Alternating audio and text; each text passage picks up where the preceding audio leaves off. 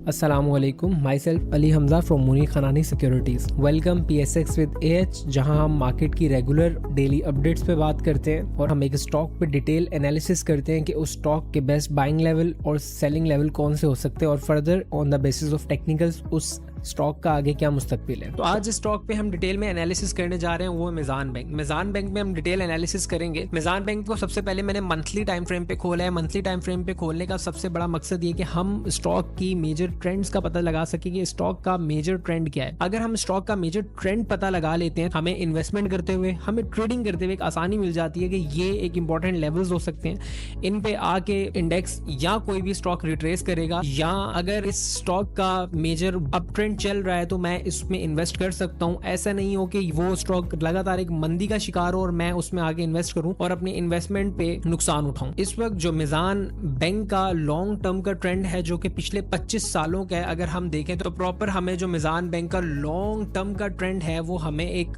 Bullish momentum में देखने को मिल रहा है।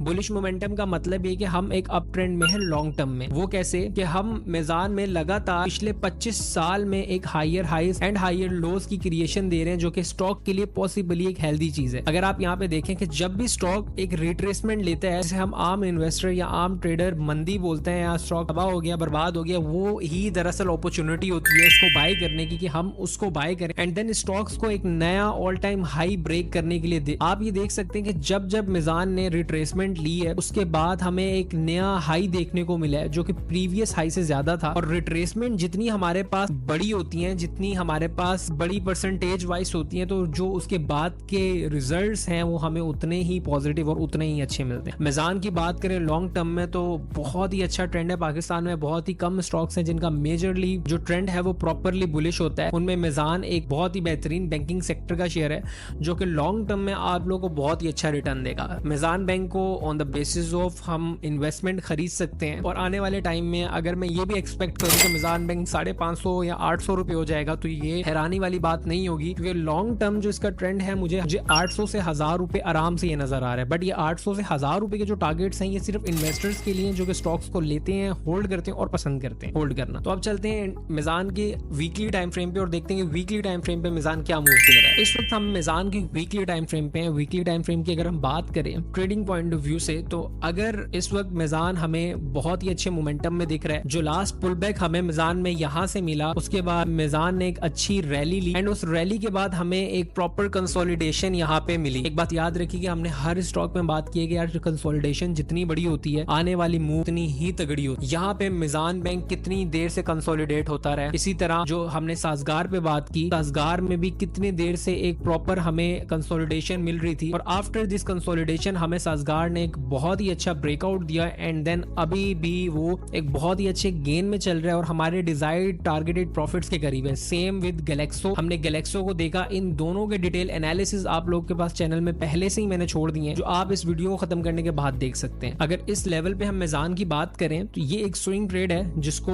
हम 6 से 8 महीने लग सकते हैं अचीव होने में। अगर हम मिजान की बात करें जो हमारे टारगेटेड पॉइंट हैं जिनके लिए हम इसको टारगेट करूंगा 370 का है। और अगर मिजान की मैं स्टॉप लॉस की बात करूं, इस पूरे ट्रेड सेटअप में मेरा स्टॉप लॉस 200 रुपए के करीब होगा और जहां पे मैं अपनी इस स्विंग ट्रेड को एवरेज करूंगा वो हमारे पास 228 रुपए के लेवल होंगे। बहुत ही बेहतरीन ट्रेड है, बहुत ही अच्छी ट्रेड है, स्विंग ट्रेड है, आप इसमें चांस ले सकते हैं। हमेशा याद रखना, मैं हमेशा कहता हूँ कि पूरा पोर्टफोलियो में इसके अंदर एलोकेट नहीं करेंगे, हम अपने पोर्टफोलियो को कुछ पार्ट इसके अंदर एलोकेट करेंगे। कंसिस्टेंटली बेसिस पे डिविडेंड दे रहा है और एक बहुत ही बेहतरीन कंपनी है जिसको आप अपने पोर्टफोलियो में ऐड कर सकते हैं।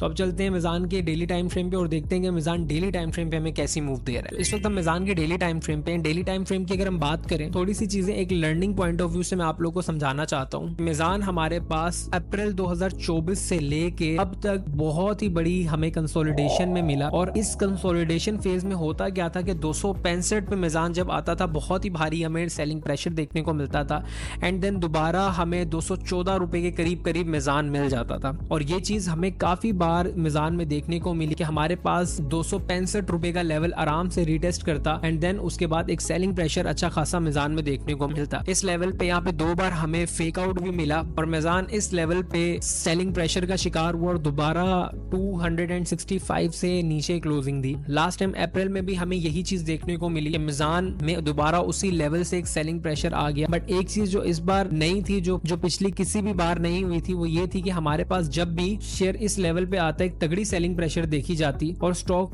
में लगातार सेलर उसको यहां तक पुश कर देते। इस बार जो एक पॉजिटिव चीज देखी गई वो ये थी कि यहां से सेलिंग प्रेशर दिखाने के बाद हमारे पास मिजान इनिशियली जो 250 रुपए का एक सपोर्ट था उस पे मिजान ने रीटेस्ट किया और दोबारा से एक पॉजिटिव मोमेंटम लिया और आज इसके रिजल्ट्स के बाद हमें इसके अंदर एक हेल्दी ब्रेकआउट देखने को मिला जो कि 280 रुपए का है। इस ब्रेकआउट की कंफर्मेशन हमें तब मिलेगी जब मिजान अपने 250 से लेके 280 रुपए के लेवल पे सस्टेन होता है। अगर मिजान इस लेवल पे सस्टेन हो गया, जो अगले टारगेट्स हम मिजान में शॉर्ट टर्म के लिए देखेंगे वो हमें 316 रुपए के लेवल के मिलेंगे। अभी हमने मिजान को डिटेलली डेली टाइम फ्रेम पे देखा कि क्या वो वजूहात थी जिनकी वजह से हमने मिजान को इस लेवल पे पिक किया और आपके सामने अभी एक स्क्रीनशॉट भी दिखाई दे रहा होगा जिसमें आज हमने मिजान को ट्रेड किया था। इंट्राडे के अंदर हमने बहुत ही अच्छा प्रॉफिट बुक भी किया, एक अच्छे लेवल पे हमने मिजान को बाय भी किया और फर्दर जो लॉन्ग टर्म का स्टांस था वो आज मैंने इस वीडियो में आपको बता दिया। उम्मीद करता हूँ मिजान बैंक के बारे में आपको टेक्निकल पॉइंट ऑफ व्यू से सारी चीजें समझ आ गई होंगी। इंशाल्लाह हम नेक्स्ट वीक मिजान की फंडामेंटल एनालिसिस करेंगे और जिसमें हम ये देखेंगे कि फंडामेंटली और टेक्निकली जब हम चीजें मिलाते हैं तो हमें कितना जबरदस्त रिजल्ट मिलता है। सेम विद हम साजगार का करेंगे कि साजगार का टेक्निकल और फंडामेंटल्स जब हमने मिलाया तो हमें जो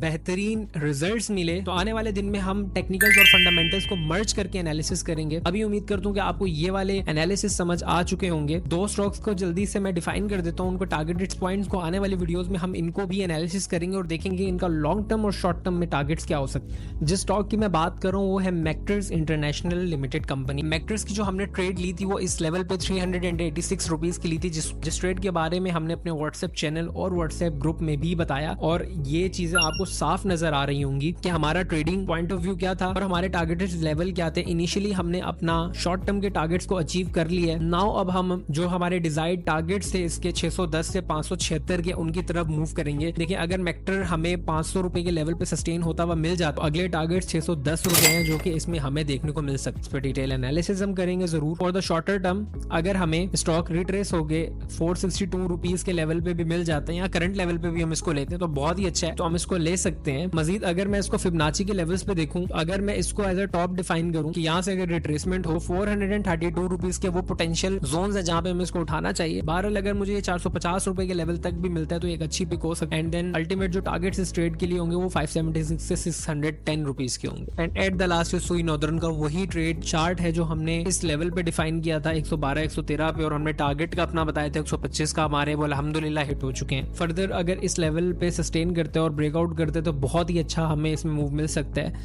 अभी जहां तक मुझे लगता है अगर इसकी बेस्ट बाइंग अपॉर्चुनिटी देखें तो 116 रुपए के लेवल पे हो सकता है। अल्हम्दुलिल्लाह हमारे पास कंसिस्टेंटली काफी चीजें अच्छी निकली हैं। बीच में 2-3 चीजें ऐसी हो जाती हैं जो रुक जाती हैं या स्टॉप लॉस हिट हो जाती है, तो घबराने वाली बात नहीं है। इसीलिए कहता हूँ कि सारा अपना इन्वेस्टमेंट एक ही आइटम में नहीं बल्कि हम तोड़ तोड़ के करेंगे ताकि हमारे पास अगर कोई चीज फंस भी जाए दूसरी चीजें हमें फायदा दे रही हैं। तो उम्मीद करता हूँ कि आज के एनालिसिस आपको पसंद आए होंगे और कोई भी चीज जो आपको पूछनी हो इन द कमेंट बॉक्स जरूर पूछ सकते हैं। और अगर आपने स्टॉक मार्केट में अभी तक अपना अकाउंट नहीं खुलवाया, अभी स्क्रीन पे दिए हुए नंबर्स पर राब्ता करें, हमारी टीम आपको सपोर्ट देगी और जल्द से जल्द आपका अकाउंट खुल जाएगा ताकि आप स्टॉक मार्केट में अपनी प्रॉफिटेबल जर्नी को आगाज कर सकें। जाते जाते चैनल को सब्सक्राइब जरूर करें क्योंकि इसी तरह हम आप रोज मिल सकेंगे। अपना बहुत ज्यादा ख्याल रखें, मिलते हैं आपसे अगली वीडियो में। अल्लाह हाफिज।